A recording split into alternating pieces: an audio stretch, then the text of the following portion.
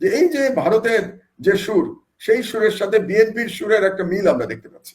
যে বিএনপিও বলছে নির্বাচনের কথা, ভারতে বলছে হ্যাঁ তাড়াতাড়ি নির্বাচন হয়ে যাওয়া উচিত, বিনা সিকরি বলছে, আর্মি চিফও বলছে তাড়াতাড়ি নির্বাচন হয়ে যাওয়া উচিত। জামাতকে মেইনলি টার্গেট তারা করছে। আপনি দেখেন তাদের নেতাদের বক্তব্যে এখন যত না আওয়ামী লীগের বিরুদ্ধে তাদের বক্তব্য, তার থেকে বেশি বক্তব্য কিন্তু জামাতের বিরুদ্ধে। আওয়ামী লীগের বেলায় কি হবে?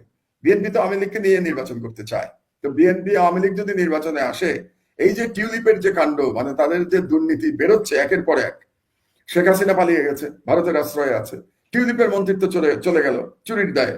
শেখ হাসিনার পুত্র বলেছে সে 3 বছর আগে নাকি তার স্ত্রীকে ডিভোর্স করেছে, এবং সেখানে তার বিরুদ্ধে দুর্নীতির অভিযোগ প্রায় প্রমাণিত হওয়ার পর্যায়ে চলে গেছে। কাজেই প্রমাণ হয়ে গেছে যে শেখ হাসিনা পরিবার একটা দুর্নীতিবাজ পরিবার, এক শেখ পরিবার। 2 নম্বর হচ্ছে তারা একটা খুনি পরিবার। আপনারা হয়তো দুটো লিড নিউজ আমার দেশে দেখেছেন গত 25 দিনে। প্রথম দিনে আমরা যে লিড নিউজ করেছিলাম যে ঢাকা অ্যাটাক, শেখ হাসিনা বলেছিল ঢাকা অ্যাটাক করতে ভারতকে, এটা ছিল আমাদের প্রথম দিনের লিড নিউজ। এবং পরবর্তীতে আমরা দিয়েছিলাম যে হাসিনা রেস্কিউ মিশন, এটা আরেকটা লিড নিউজ ছিল। এবং সেখানে আমরা দেখিয়েছিলাম যে কিভাবে দুটো রাফায়েল জেট বিমান প্রস্তুত হয়েছিল ভারতের আকাশসীমার মধ্যে। হাসিনাকে বহনকারী বিমানটি প্রবেশ করা মাত্র রাফায়েল জেট বিমান এসকর্ট করে নিয়ে গেছে হাসিনার বিমানকে। এবং আগে থেকেই সিদ্ধান্ত ছিল যে হাসিনার বিমান সরাসরি দিল্লিতে যাবে।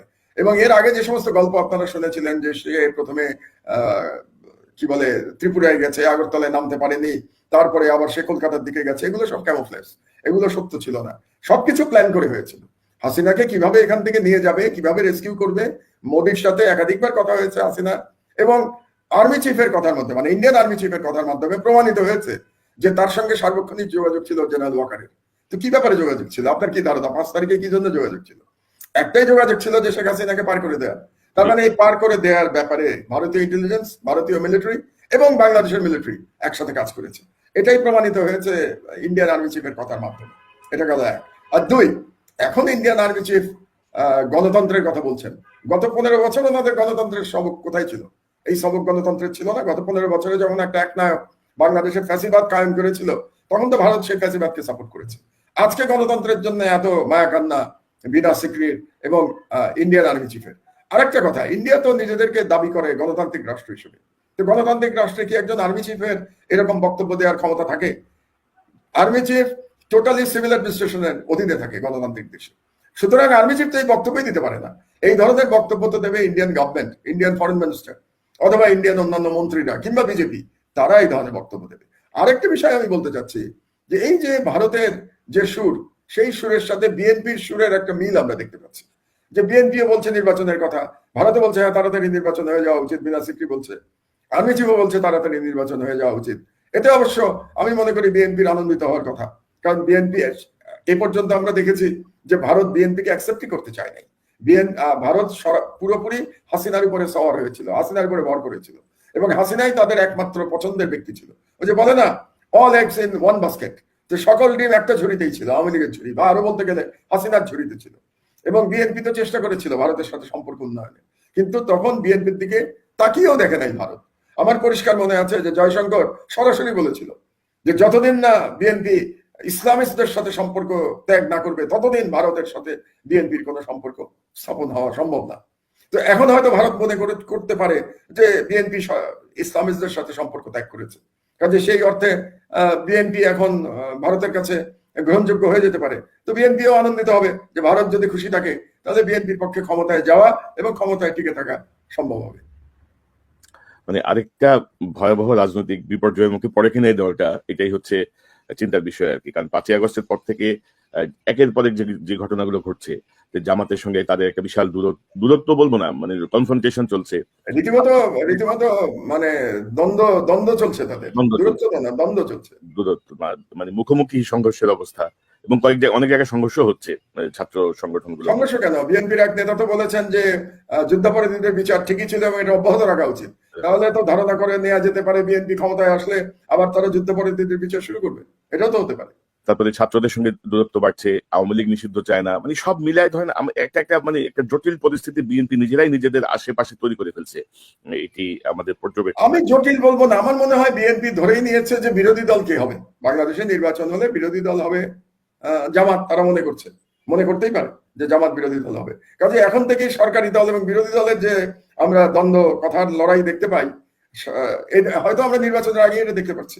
আর জামাতও মনে করছে, জামাতও অনেক বক্তব্য দিয়েছে যেটা আপত্তিজনক বিএনপির জন্য। এর অনেকগুলো এক্সাম্পল আমরা দিতে পারি। যেমন জামাত চাঁদাবাজির যে অভিযোগগুলো উত্থাপন করছে, বিএনপির নাম নিয়ে নয়, কিন্তু যেভাবে বলছে তাদের বিএনপির দিকেই যাচ্ছে। কাজে সেই দিক দিয়ে জামাতও বিএনপির সাথে একটা যুদ্ধংদেহী ভাব আমরা দেখতে পাচ্ছি। কাজে ভবিষ্যৎ রাজনীতি নতুন করে তৈরি হচ্ছে, নির্মাণ হচ্ছে বাংলাদেশে। এখন সেখানে আওয়ামী লীগের বেলায় কি হবে? বিএনপি তো আওয়ামী লীগকে নিয়ে নির্বাচন করতে চায়। তো বিএনপি আওয়ামী লীগ যদি নির্বাচনে আসে, এই যে টিউলিপের যে কাণ্ড, মানে তাদের যে দুর্নীতি বেরোচ্ছে একের পর এক, শেখ হাসিনা পালিয়ে গেছে, ভারতের আশ্রয়ে আছে, টিউলিপের মন্ত্রিত্ব চলে গেল চুরির দায়ে, বা চুরি করা ফ্ল্যাটের মালিকানা বা সেটা সুবিধা নেওয়ার দায়ে।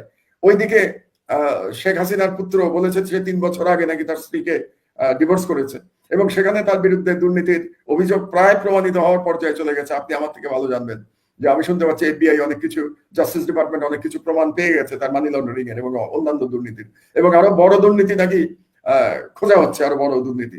কাজেই প্রমাণ হয়ে গেছে যে শেখ হাসিনা পরিবার একটা দুর্নীতিবাজ পরিবার, এক শেখ পরিবার। 2 নম্বর হচ্ছে তারা একটা খুনি পরিবার, কারণ তারা প্রচুর হত্যা করে গেছে, এখানে গুম খুন করেছে, বিডিআর হত্যাকাণ্ড চালিয়েছে, ম্যাসাকার করেছে, শাপলা চত্বর ম্যাসাকার করেছে, সর্বশেষ জুলাই বিপ্লবে তারা ম্যাসাকার চালিয়েছে। তো এত অপরাধ যাদের, তাদের পক্ষে রাজনীতি থেকে ফিরে আসা এত সহজ, তারা এত সহজে রাজনীতিতে ফিরে আসবে, নেতৃত্ব কারা দেবে এবং তারা এসে নির্বাচন করবে, ব্যাপারটা কি এত সহজ নাকি? তো যদি আমরা ধরে নেই যে হ্যাঁ ঠিক আছে আওয়ামী লীগ নির্বাচনে আসবে এবং বিএনপিও চায় আওয়ামী লীগ নির্বাচনে আসুক, তো সেই অবস্থায় হয়তোবা বিএনপি চাইতে পারে যে আওয়ামী লীগই তাহলে বিরোধী দলে থাকুক, সেটাও তাদের প্রত্যাশা হতে পারে। আমি জানি না তাদের রাজনৈতিক কৌশল কি হবে, কারণ যদি আওয়ামী লীগ নির্বাচনে আসে তাহলে নির্বাচনে তো 4টি পক্ষ আমরা দেখতে পাচ্ছি। আপনি বলবেন 4 নম্বর পক্ষটাকে, সেটাতে আমি আসছি। 1 নম্বর পক্ষ তো আমরা দেখতে পাচ্ছি বিএনপি, এবং মনে করা স্বাভাবিক যে নির্বাচন হলে বিএনপি ক্ষমতায় যাওয়ার কথা, যাওয়া উচিত, না যাওয়ার আমি কোনো কারণ দেখি না, যদি না তার বিরাট কোনো ভুল করে ফেলে। 2 নম্বর হলো জামাত, 3 নম্বর আওয়ামী লীগ, চতুর্থ হচ্ছে ছাত্ররা। তারা তো বোঝাই যাচ্ছে যে তারা একটা দল করার দিকে অগ্রসর হচ্ছে, এবং তারা যদি দল করে এবং নির্বাচনে আসে তাহলে তাদেরও একটা দল থাকবে, যেটা খুব শক্তিশালী না হলেও ইয়াংদের একটা সাপোর্ট তো তাদের প্রতি আছে। আপনিও জানেন, আমিও জানি যে তরুণরা একটা পরিবর্তন চায় বাংলাদেশে। তো সব মিলে 4টে দলের মধ্যে যে নির্বাচন বা যে প্রতিদ্বন্দ্বিতা হবে আগামী নির্বাচনে, সেই নির্বাচনে বিএনপি চাইতে পারে যে আওয়ামী লীগ বিরোধী দলে থাকুক, জামাত 3 নম্বরে থাকুক, এটাও তাদের চাহিদা হতে পারে। এই জন্যই তারা এত আগে থেকে জামাতকে মেইনলি টার্গেট তারা করছে। আপনি দেখেন তাদের নেতাদের বক্তব্যে এখন যতটা আওয়ামী লীগের বিরুদ্ধে তাদের বক্তব্য, তার থেকে বেশি বক্তব্য কিন্তু জামাতের বিরুদ্ধে। এবং আরেকটি জিনিস আপনাদেরকে স্মরণ করিয়ে দিই, আমার দেশ প্রকাশিত হওয়ার আগ পর্যন্ত আমি বহুবার আলাপ করেছি, বাংলাদেশের মিডিয়ায় কিন্তু এই আওয়ামী লীগের যে দুঃশাসন সেগুলো নিয়ে কিন্তু নিউজ বেরোচ্ছিল না বাংলাদেশের মিডিয়ায়। মানুষ ভুলেই গেছিল বাংলাদেশে যে হাসিনা কি করে গেছে।